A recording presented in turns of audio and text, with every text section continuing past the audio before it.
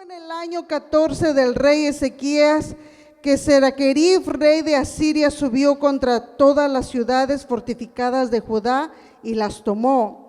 Y el rey de Asiria envió a Rabsacés, que era un capitán del ejército, dice, con un gran ejército desde Laquis hasta Jerusalén contra el rey Ezequías, y acampó junto al acueducto del estanque de arriba, en el camino de la heredad del lavador.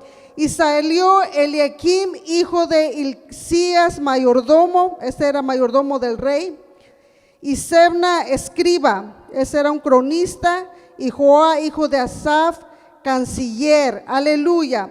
Dice el versículo 4, y a los cuales dijo a Rabsacés, decida ahora a Ezequías, el gran rey, el rey de Asiria, dice así: ¿qué confianza es esta en que te apoyas? Y yo digo, el consejo y el poderío para la guerra de que tú hablas no son más que palabras vacías. Ahora bien, ¿en quién confías para que te rebeles contra mí? Vamos al versículo 10 para hacerlo corto, hermanos.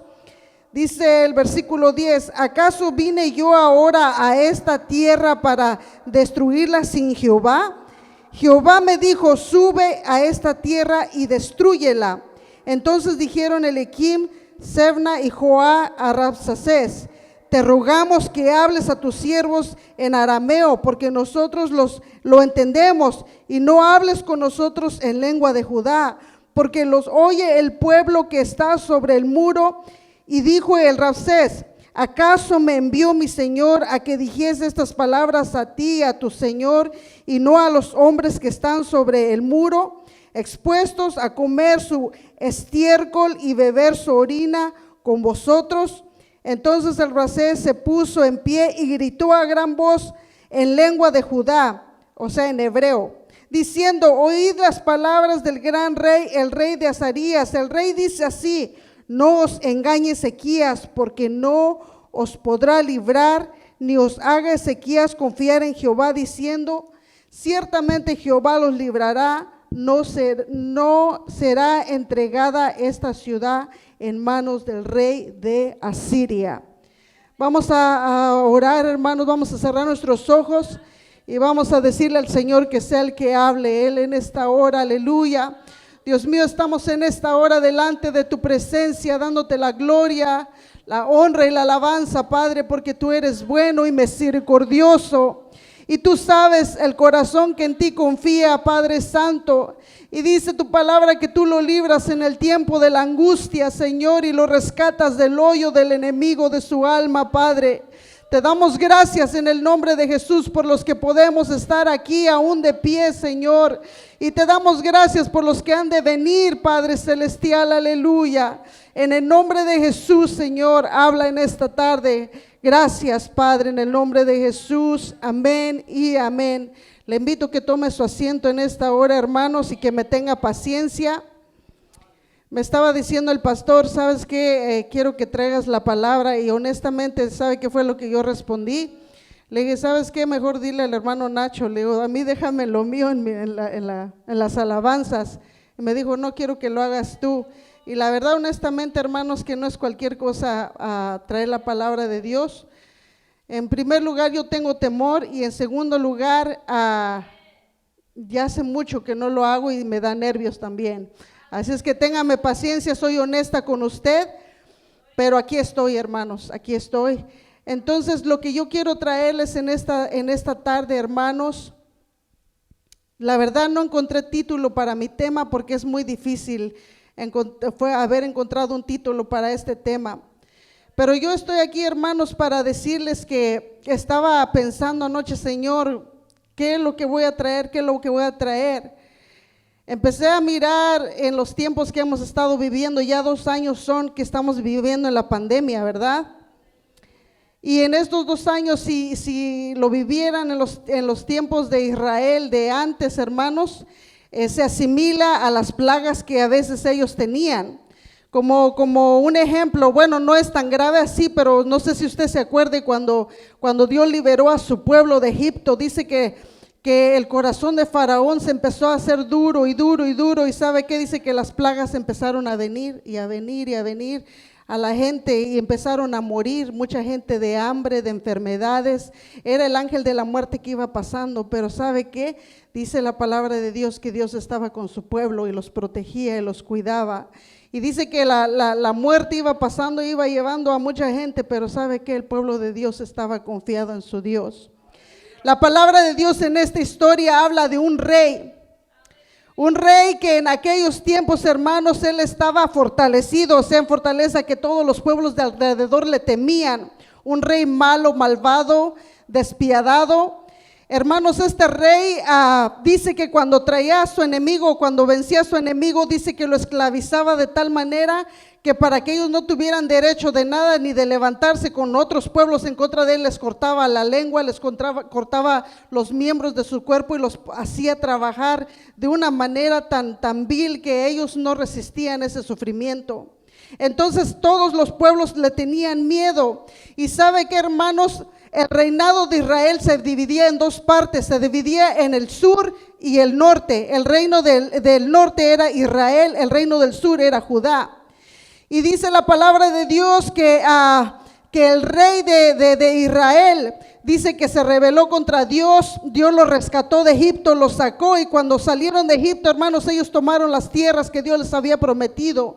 Y una vez que ellos tomaron sus tierras, dice la palabra de Dios que ellos empezaron a adorar a dioses ajenos, a dioses paganos, conforme al alrededor de los pueblos, de las costumbres de los pueblos. Cuando esto sucedió, dice que el Señor apartó su rostro de ellos y los apartó de su lado. Entonces dice que ahí fue cuando se empezaron a levantar sus enemigos en contra de ellos. Y Asiria fue uno de ellos que se levantó contra Israel, y dice que tomó todas sus tribus. 10 tribus de Israel tomó del reino del norte.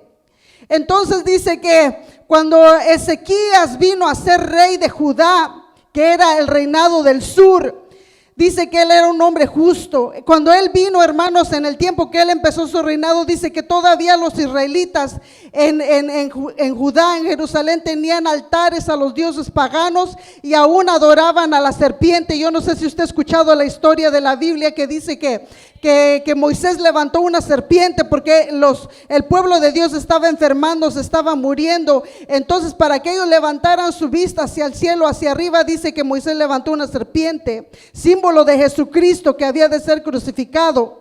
Pero ¿sabe qué, hermanos?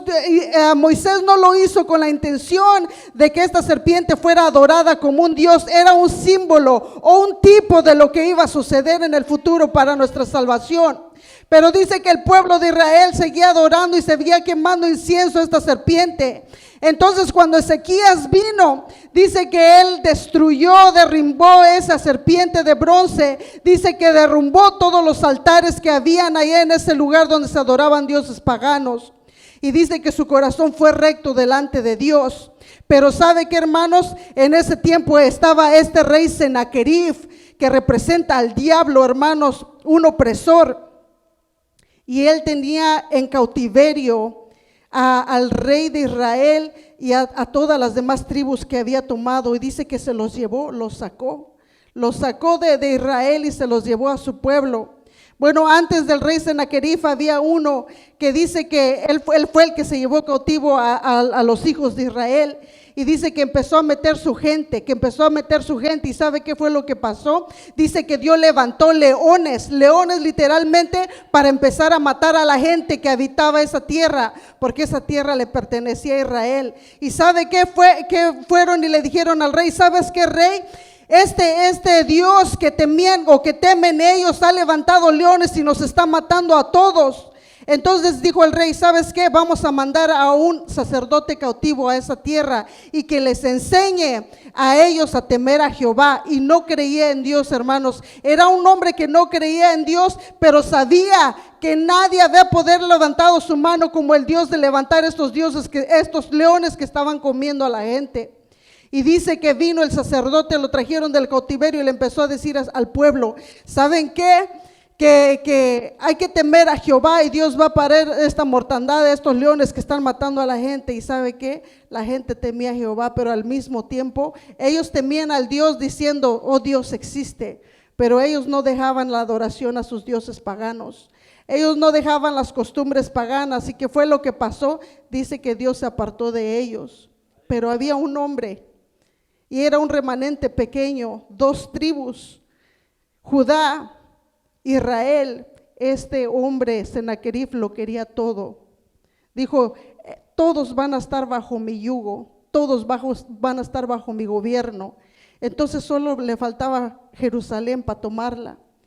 Dice que este rey vino a Ezequías, o mandó a su general del ejército, con mucho ejército los mandó a rodear toda Judá, porque querían tomar Jerusalén. Y Ezequías dijo, ¿saben qué? Vamos a levantar un muro, y ¿saben qué? Vamos a desviar los arroyos o manantiales de agua, para cuando venga el ejército de Sennacherib no tenga acceso a nuestros manantiales de agua, no encuentre suficiente agua.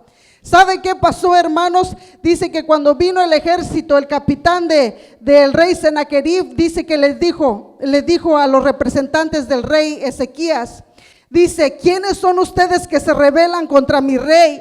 ¿Saben qué? Que ni aún ustedes pueden con el más mínimo de uno de nuestros soldados, ni aún contra él pueden. Dice, ahora vamos a hacer un trato. ¿Sabe qué? Estaba hablando sarcásticamente. Vamos a hacer un trato. Dice, nosotros les damos 2,000 caballos a ustedes, si ustedes nos dan 2,000 jinetes que los monten. ¿Sabe qué? Era un tipo de burla contra el pueblo de Dios, porque eran tan mínimos hacia su ejército grande, que decían, si ustedes pueden hacer eso, entonces nosotros les damos los jinetes.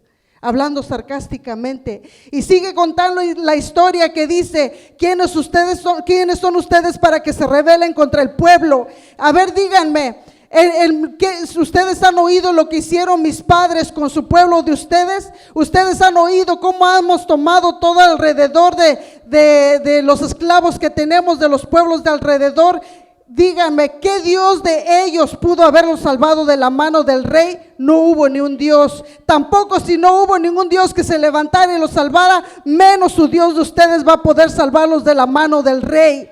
Pero ¿sabe qué dijo Ezequías? Dijo, tengan ánimo y tengan fuerza, porque es más grande el que está con nosotros que el que está con ellos. Y ¿sabe qué, hermanos? Aún así ellos hablaban con tanta seguridad que decían, ¿sabe qué? Dice, aún cuando los dioses se levantaban, que no eran dioses y no estaban vivos, dice, no hubo un Dios que los librara de la mano, tampoco Jehová los va a librar de la mano del rey. Ahora dice, si ustedes quieren y vienen y se vienen al rey, él va a dejar que ustedes coman de su siembra y que coman de su tierra. Pero si no, entonces ellos sabían que ellos iban a ser sometidos a un sufrimiento tremendo. Por eso cuando habla la Biblia que dice que iban a estar expuestos a comer su estiércol y a beber su orina, era porque sabían que iban a estar en una sumisión ante ese rey que los iba a hacer sufrir de hambre, de dolor, de trabajo, y que no iban a tener esos privilegios que ellos tenían en su propia tierra. Pero ¿sabe qué, hermanos? También otra cosa que dijeron estos hombres, Jehová nos ha mandado a destruir esta tierra. Fíjese cómo es el diablo y cómo usa a Dios mismo, diciendo que Dios, por la voluntad de Dios, él se había levantado contra Judá. Dijo, Jehová nos ha mandado a destruir esta tierra. Dice que el corazón de los que representaban al rey Ezequías se afligió tanto, porque los estaban humillando y estaban blasfemando el nombre de Dios. Decía, no nos hablen en hebreo, háblenos en arameo. Nosotros entendemos este lenguaje, para que los guardas que guardaban el muro no escucharan. Porque usted sabe, hermanos, que cuando nosotros escuchamos palabras negativas o de opresión, siempre nuestro ánimo se va a ir para abajo, porque somos humanos, porque nuestra mente está limitada a ver a nuestra capacidad conforme vemos lo que está pasando alrededor. Aunque confiemos en Dios, hermanos, hay un momento de debilidad en nuestras vidas que nos hacen dudar. Entonces ellos tenían miedo que el pueblo dudara, tenían miedo que el pueblo enflaqueciera en su fe y que dijera, no vamos a poder en contra de ellos. Aún Ezequías cuando animaba al pueblo, hermanos, su corazón estaba débil y también estaba creyendo que este rey iba a tomar su tierra. Por eso dice la palabra de Dios que él se afligió, y cuando escuchó eso dice que vino al templo, a la casa de Dios, él e Isaías, y oraron a Dios y presentaron la carta. Dice, aún hasta contra ti blasfema Dios, oh Jehová. Entonces, ¿sabe qué, hermanos? Dice la palabra de Dios que el corazón de Ezequías estaba afligido porque este rey era perverso y malo y quería tomar a Jerusalén. Y sabía que era grande el ejército de este rey malvado. Pero fíjese lo que dice la palabra de Dios, lo que le responde el Señor a Ezequías. Dice Isaías capítulo 37. Isaías capítulo 37, versículo 33 y 38. Indíqueme con un amén cuando usted lo tenga, hermano, aleluya. Dice la palabra de Dios: por tanto así dice Jehová acerca del rey de Asiria: no entrará en esta ciudad ni arrojará saeta en ella, no vendrá delante de ella con escudo, ni levantará contra ella baluarte. Por el camino que vino volverá y no entrará en esta ciudad, dice Jehová. Porque yo ampararé a esta ciudad para salvarla por amor de mí mismo y por amor de David mi siervo. Y salió el ángel de Jehová y mató a 185,000 en el campamento de los asirios. Y cuando se levantaron por la mañana, he aquí todos eran cuerpos de muertos. ¿Sabe qué fue lo que pasó, hermanos? Cuando Ezequías estaba orando a Dios, Dios mandó palabra por medio del profeta Isaías diciéndole: no tengas miedo. ¿Sabe qué? A veces Dios nos muestra la grandeza de nuestro problema, nos los enseña para mostrarnos qué tan débiles somos, qué tan frágiles somos ante un problema que nos puede derrumbar. ¿Y sabe con qué propósito lo hace? Para que nosotros miremos su grandeza y su poder. Para que nosotros miremos que sin Él nosotros no podemos, pero que somos el 100% dependientes de Él. Y que si Él está de nuestro lado, hermanos, no hay nada ni nadie que se levante en contra de nosotros. Usted tiene un Sennacherib en su vida, hermano. Usted tiene un Sennacherib que pueda hacer cualquier problema, yo no sé. Tal vez está viendo a su familia derrumbada. Tal vez está viendo la situación en su vida dura. Tal vez siente que a veces ya no puede seguir. Yo no sé cuál sea su Sennacherib. Pero a veces Dios tiene que levantar el enemigo de nuestra alma para oprimirnos. ¿Sabe para qué? Para mostrar su poder. Pero no solo para mostrarle su poder a usted, sino también para hacer testimonio allá afuera para otras personas, para su familia, para sus hermanos, para sus amigos. Yo no sé para quién, porque Dios quiere mostrar el poder en la vida de usted hacia los demás. Ese era el propósito de Dios con Sennacherib. Cuando lo levantó contra el pueblo de Israel, Él quería ver que con aún un poquito, un ejército pequeño, Él podía hacer grandes cosas, destruir el enemigo más grande que había en ese entonces. Dice la palabra de Dios que se levantó un ángel, y cuando este campamento estaba rodeando a Judá, dice que se levantó el ángel y que mató a 185,000 soldados de los asirios. Dice que cuando se despertó el rey, lo único que vio son puros cuerpos muertos. ¿Usted cree que él no pensó en su cabeza cómo pudo haber sucedido esto? Si el rey Ezequías no tiene tantos soldados para matarnos, ¿cómo pudo haber sucedido esto? Dice que llegaron rumores a sus oídos que otro ejército se estaba levantando para atacarlo, y dice que se regresó a su tierra. Cuando él se regresó a su tierra, dice que él estaba adorando en su templo a Asrot, al dios Asrot. Y dice que cuando él estaba adorando en su templo, este rey dice que sus propios hijos entraron y lo mataron. ¿Sabe por qué, hermanos? La espada vino de su propia casa. ¿Sabe por qué? Porque él estaba blasfemando contra el Dios que vive, contra el Dios de los ejércitos. Y Dios quería mostrarle a su pueblo, al pueblo que estaba guardado para él, que nadie podía contra él. Porque él dijo, él no está peleando contra ustedes, está peleando contra mí. Y dice la palabra de Dios que entraron sus hijos y lo mataron para tomar el reinado de su padre. Pero ¿sabe qué, hermanos? Todo lo acomoda como Él quiere y para el propósito que Él tiene para nuestras vidas. A veces pensamos que nuestra vida no tiene rumbo, no tiene sentido y no sabemos hacia dónde va. Pero le voy a decir una cosa, que si usted permanece en Dios y permanece en el camino de Dios y no se sale, Dios va a acomodar su camino y lo va a llevar a donde Él quiere llevarlo, porque tiene un propósito para donde lo va a llevar, y es para enseñar su poder a las naciones. Aleluya. A veces usted piensa, y yo lo he pensado también cuando estamos aquí, somos poquitos. Todos se desanimaron, todos se van, muchos ya no están. Pero ¿sabe qué, hermanos? Ezequías tenía un pueblo chiquito. La mayoría de las tribus de Israel habían sido tomados como esclavos, cautivos. ¿Pero por qué? Por su rebeldía. Porque ellos decidieron apartarse de Dios y Dios se apartó de ellos.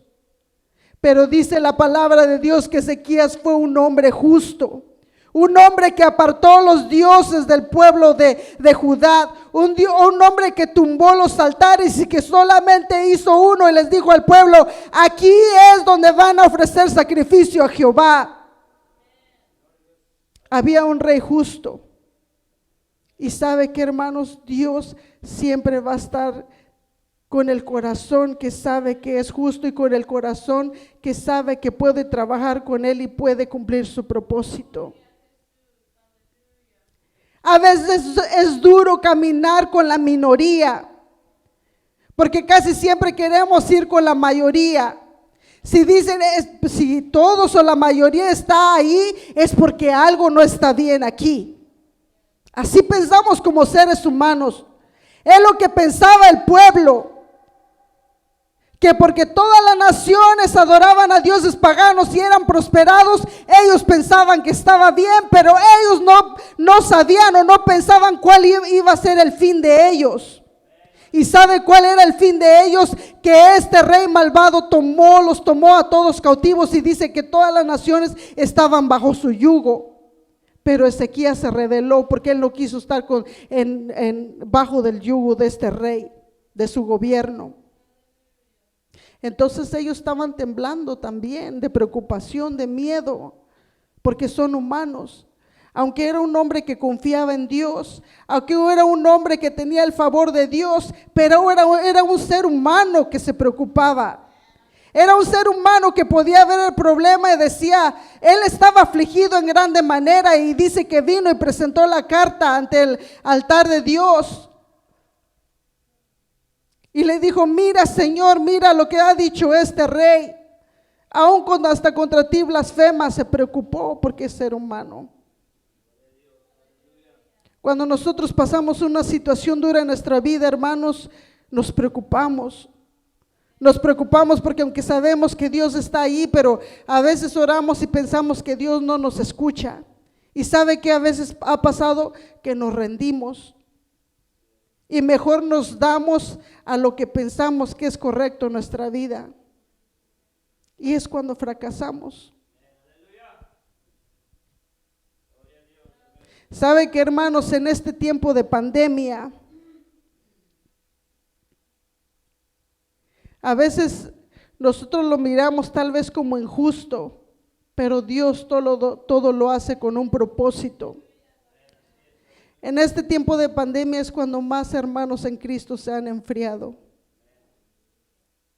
Cuando deberíamos de estar aquí unidos, orando y pidiendo por la tierra para que el Señor sane esta tierra de esta enfermedad. Todos se han esparcido. Y sabe que en esta pandemia también nos hemos inundado más del mundo, porque hemos pasado más tiempo en nuestras casas, hemos pasado más tiempo en la tele, hemos pasado más tiempo informándonos de todo lo que pasa allá afuera. Y en lugar de hacernos bien, nos hizo un daño.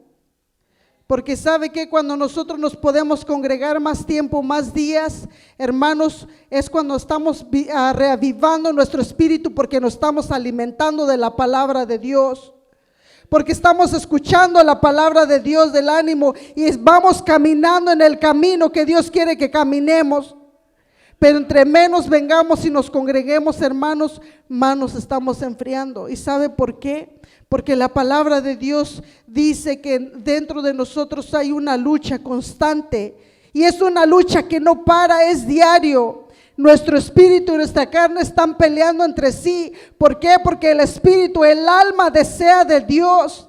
El alma desea de la presencia de Dios, pero nuestra carne desea lo de afuera. Nuestra carne desea lo del mundo. El apóstol Pablo, que era un hombre que se consagraba a Dios, dijo: miserable de mí. ¿Sabe por qué? Porque dice: hago lo que no quiero hacer. ¿Se imagina para que un hombre que estaba predicando diariamente la palabra de Dios, que era golpeado, hermano, vituperiado por causa del evangelio, dijera estas palabras? Ahora, ¿qué somos nosotros? ¿Qué somos nosotros? Si él, hermanos, que era un hombre que tenía el don de abstinencia, un hombre que no tenía mujer, decía que hacía lo que no quería hacer porque había descubierto que el pecado estaba en su carne. Ahora, ¿qué somos nosotros? Si, hermanos, a veces con trabajos venimos a la casa de Dios y nos hincamos a orar y alabamos un ratito y estamos cansados y nos vamos a la casa y ahí se acabó Dios en nuestra vida. Ahora se imagina a estos hombres que sufrieron persecución, tribulación, y que eso los acercaba más al Dios de Todopoderoso. Se sentían con duda, se sentían con miedo y con preocupación. A nosotros un pequeño problema nos puede destruir. Si usted casi oye la mayoría de allá afuera de los hermanos que no vienen a la iglesia, si se ha encontrado uno, véngase hermano, ¿por qué no ha venido? Sabe que siempre va a echarle la culpa a los demás y a la iglesia. Oh, ¿por qué no voy? Porque fulano, mengano y sutano, y porque la iglesia. Pero nunca le va a decir no voy, porque la verdad ya me he enfriado y no siento ir y no siento nada. Siempre el ser humano busca excusas, hermano. Siempre el ser humano va a querer taparse o cubrirse o defenderse para tener excusa delante de Dios. Pero solo nosotros sabemos con qué estamos luchando a cada día. Pero yo le digo una cosa, hermanos, yo le digo una cosa, que sea lo que sea en su vida,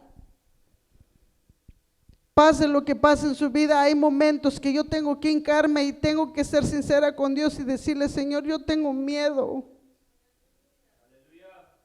Y tengo miedo porque ya no siento nada. Tengo miedo porque me siento fría. Por favor, no me sueltes de tu mano. Mire, ¿sabe cómo? Cuando yo he estado orando, a veces me imagino como cuando agarro la mano de mi hijo y voy caminando en una calle donde hay tráfico. Y yo le digo a mi niño, no te sueltes de mi mano. Y a veces mi niño se jala y se quiere ir a donde él quiere ir, porque no tiene conciencia del peligro. Así me imagino yo que soy yo con Dios.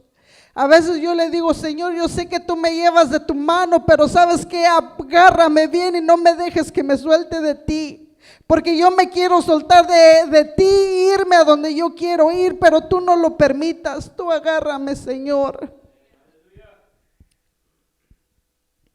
Porque Dios sí puede ver el peligro que hay adelante. Nosotros no.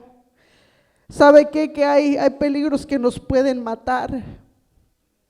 Y es nuestra última oportunidad. Por eso cada vez que vengo y administro aquí al altar y canto, lo hago con todo mi corazón, porque digo, Señor, gracias porque estoy viendo la luz.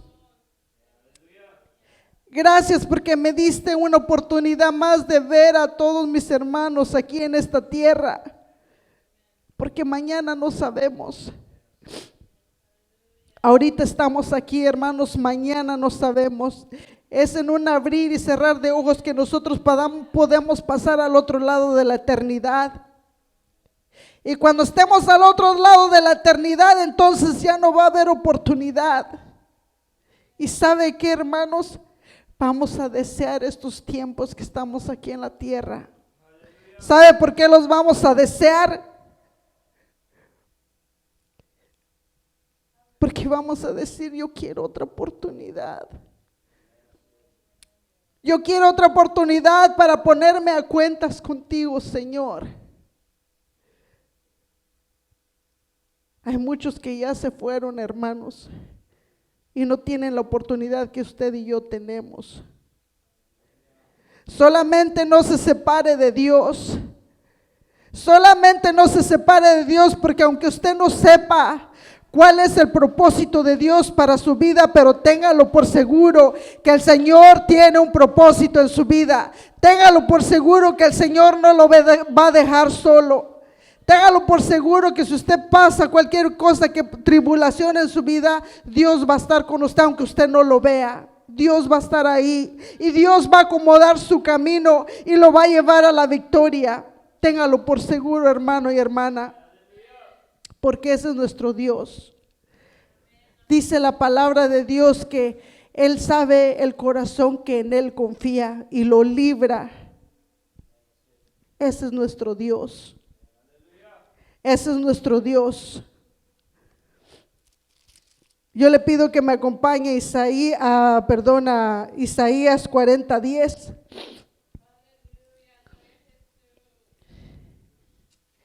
Dice la palabra de Dios así: He aquí Jehová el Señor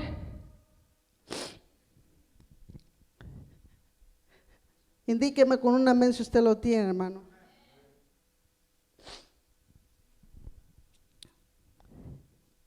Perdón, es Isaías 41:10, no es 40:10, es 41:10. Dice la palabra de Dios: no temas porque yo estoy contigo, no desmayes porque yo soy tu Dios que te esfuerzo siempre, te ayudaré y siempre te sustentaré con la diestra de mi justicia. Le está diciendo a su pueblo: no temas y no desmayes porque yo estoy contigo. A veces es difícil creer que Dios está con nosotros, pero Él está con nosotros cuando nosotros confiamos o nos refugiamos en Él. Aleluya. Yo quiero que vayamos a otra escritura en Nahum 1:7. Nahum 1:7 está delante de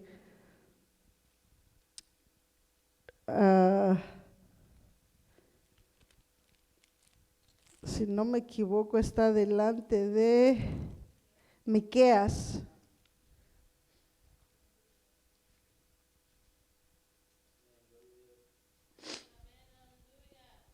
Dice la palabra de Dios: Jehová es bueno, fortaleza en el día de la angustia y conoce a los que en Él confían. Pero dice su palabra primero que Jehová es bueno. ¿Sabe qué, hermanos? A veces cuando nosotros dudamos, aún así Él tiene misericordia de nosotros. Cuando Dios ha sido bueno en mi vida, yo siempre digo, Señor, ¿por qué eres bueno en mi vida si la verdad no me lo merezco? Tú eres bueno porque amas y porque eres el amor, solo por eso, porque no es por nuestra justicia, porque si fuera por nuestra justicia, hermanos, ténganlo por seguro que no tendríamos las bendiciones de Dios, pero solo porque Él es bueno y porque Él nos ama. Dice la palabra de Dios en Juan 14:27, hablando de la paz que Dios da. Juan 14:27.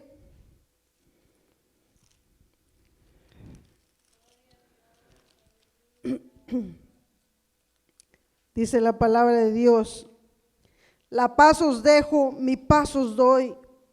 Yo no la doy como el mundo la da.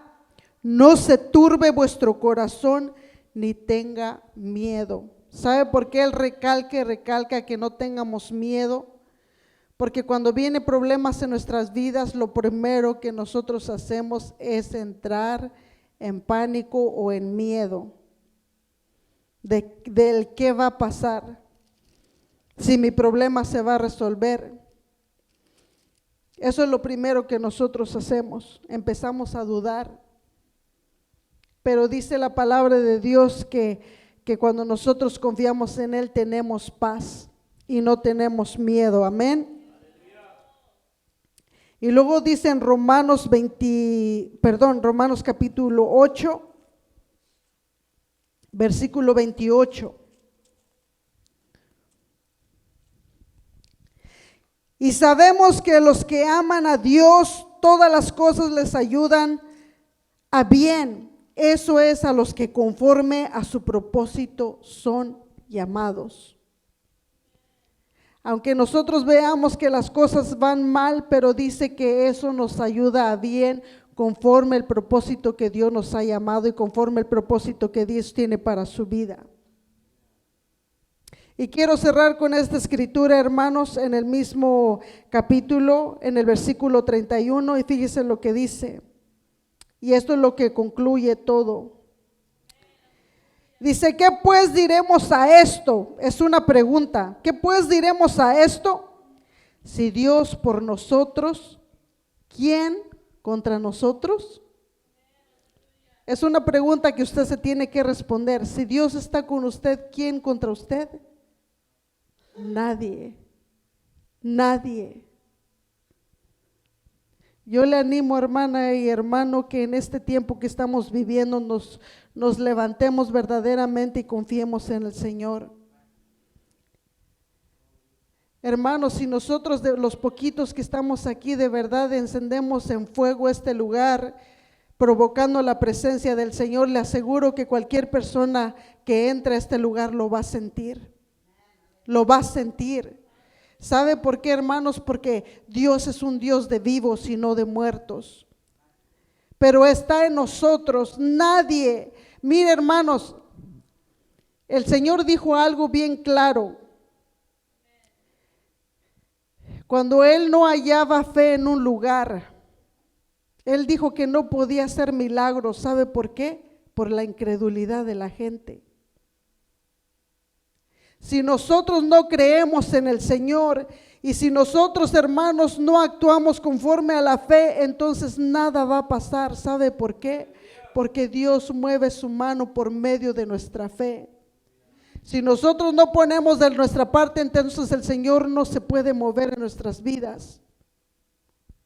A veces, hermanos, cuando venimos fríos, tenemos que hacer más allá de nuestras fuerzas y de nuestros ánimos, porque si no, nada va a pasar. A veces Dios se mueve porque de verdad es por su pura misericordia, porque Él nos ama. Pero a veces nosotros pensamos que no lo merecemos todo, o pensamos que los demás tienen que hacer lo que nosotros pensamos que nos merecemos, hermanos, pero Dios no trabaja así. Dios no trabaja así. Dios trabaja conforme a su corazón. Él sabe quién confía en Él. Lo dice Nahum 1:7. Dios conoce el corazón que en Él confía. Dios lo conoce. Así es que, hermano, hermana, yo le animo de todo mi corazón que nos levantemos. Y digo nos porque todos necesitamos a Dios. Todos necesitamos a Dios y le necesitamos, y sin Él, hermanos, podemos irnos a donde queramos irnos, podemos alejarnos de Dios, pero una cosa sí le aseguro, que fuera de Dios no hay un fin bueno. Pero en Dios Él va a acomodar su camino, aún así se mire lo más peor, Él va a acomodarlo para un bien. Dele un fuerte aplauso al Señor Jesús en esta hora, y así dejo a mi hermano Ignacio para que Él nos cierre con una oración, aleluya, y vamos a orar por nuestro pastor también.